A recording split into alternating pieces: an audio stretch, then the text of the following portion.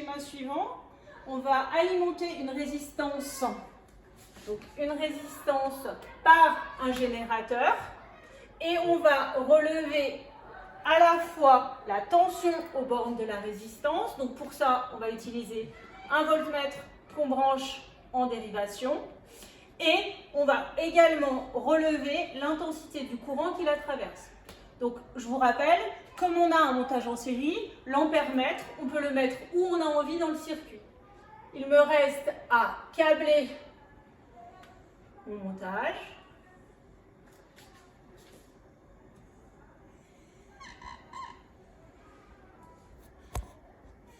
Et à indiquer les éléments que je vais mesurer. Donc ici, le courant I et là, la tension U. On va donc ensuite pouvoir, pour différentes valeurs de la tension, relever l'intensité du courant qui va traverser la résistance pour chercher la relation qui existe entre les deux.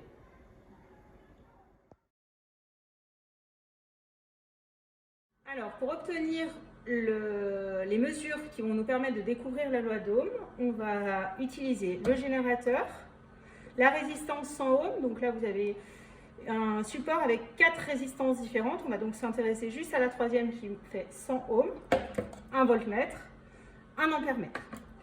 Donc, on suit parfaitement le schéma qu'on a tracé tout à l'heure, le générateur, la résistance, le voltmètre. Donc, je le mets dans la zone voltmètre, sur le calibre 20 volts, et mon ampèremètre pour qu'il va mesurer le courant, donc sur le calibre 10 ampères, dans la zone ampèremètre. Je réalise le câblage, je pars du plus du générateur. Je rentre dans la résistance, je sors de la résistance et je fais bien attention au sens du courant qui va du plus vers le moins. Donc je rentre par la borne 10A, je sors par la borne COM et je reviens au générateur.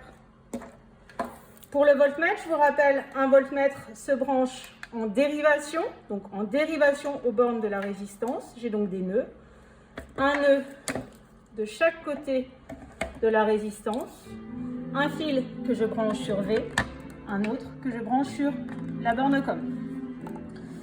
J'observe, première mesure, quand la tension du générateur vaut 0 volt, l'intensité vaut 0.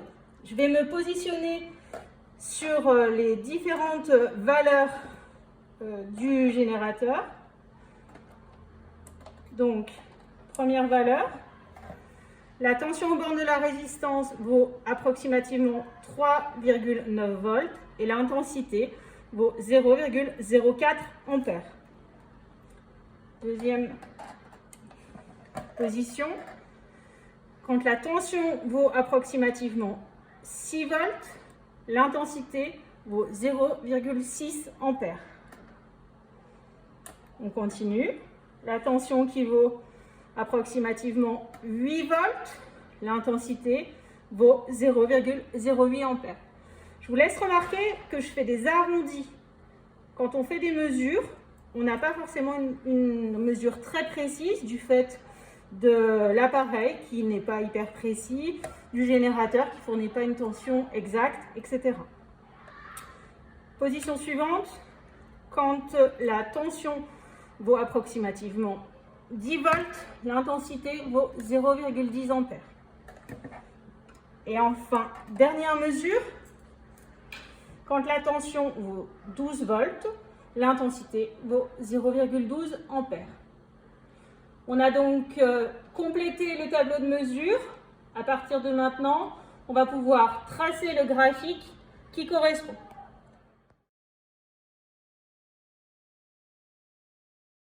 Eh ben, c'est parti. Donc maintenant qu'on a fait nos mesures de tension et d'intensité, on va tracer ce que l'on appelle le graphique de la loi d'Ohm.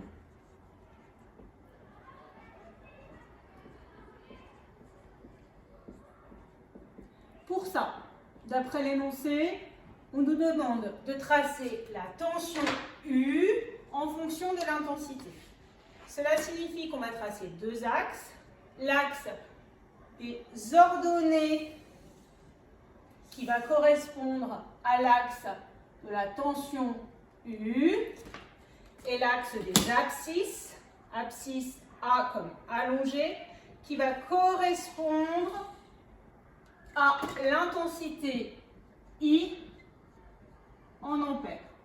Je vous rappelle, on a vu en cinquième, on indique toujours la grandeur, ce que l'on mesure, et entre parenthèses, l'unité.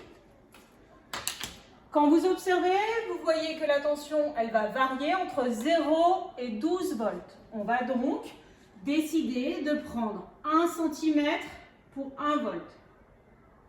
2, 3. Je vous laisse faire en simultané avec moi sur votre feuille.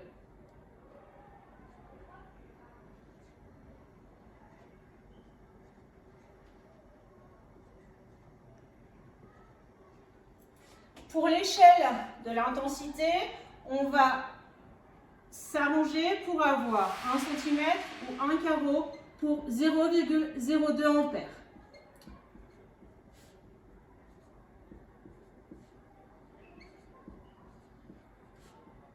J'imagine que vous vous rappelez du cours de 5e.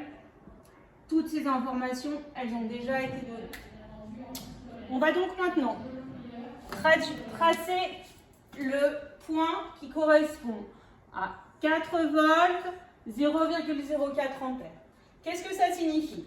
Quand l'intensité vaut 0,04 ampères,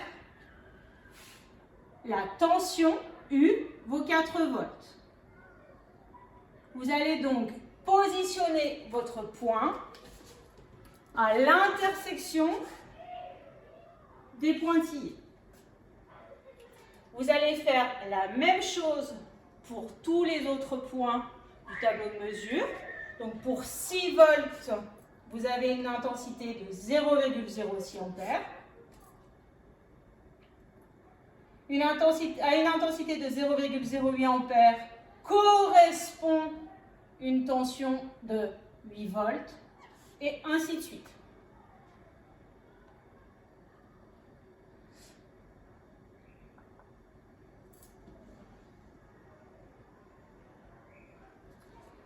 On s'aperçoit que nos points sont alignés.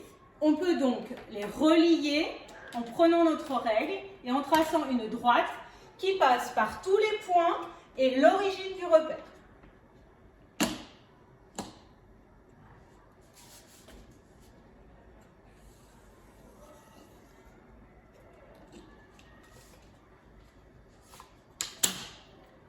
La courbe obtenue est donc une droite qui passe par l'origine du repère. Cela signifie que la tension est proportionnelle à l'intensité du courant qui traverse la résistance. Le coefficient de proportionnalité, on peut le trouver dans notre tableau de mesure de tout à l'heure, puisque pour chaque valeur mesurée, vous vous apercevez que le coefficient de proportionnalité est le même et qu'il vaut 100. 0,04 fois 100 égale 4, 0,06 fois 100 égale 6, et ainsi de suite. 0,12 fois 100 égale 12. Maintenant que vous avez fait l'expérience et été attentif, rempli le tableau de mesure, tracez votre courbe, déterminez le coefficient de proportionnalité, vous avez tous les éléments qui vous permettront de répondre aux questions de la fiche jusqu'à la conclusion. Bon travail!